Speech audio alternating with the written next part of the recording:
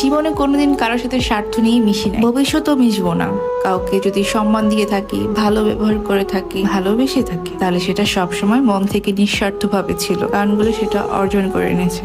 আমি আমার ব্যবহারের প্রতিদানে কোনোদিন কোনো কিছু আশা করিনি, ভবিষ্যতেও করবো না। কথাটা আমার ফ্যামিলি মেম্বার থেকে শুরু করে অল্প পরিচিত কোনো মানুষ পর্যন্ত সবার জন্য প্রযোজ্য। কোনোদিন কারোর সাথে স্বার্থ নিয়ে মিশি নাই, ভবিষ্যতেও মিশবো না।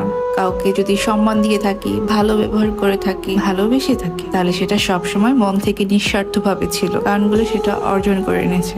আমি আমার ব্যবহারের প্রতিদানে কোনোদিন কোনো কিছু আশা করিনি, ভবিষ্যতেও করবো না। কথাটা আমার ফ্যামিলি মেম্বার থেকে শুরু করে অল্প পরিচিত কোনো মানুষ পর্যন্ত সবার জন্য প্রযোজ্য। জীবনে কোনোদিন কারোর সাথে স্বার্থ নিয়ে মিশি নাই, ভবিষ্যতেও মিশবো না। কাউকে যদি সম্মান দিয়ে থাকি, ভালো ব্যবহার করে থাকি, ভালোবেসে থাকি, তাহলে সেটা সবসময় মন থেকে নিঃস্বার্থভাবে ছিল। কারণগুলো সেটা অর্জন করে এনেছে।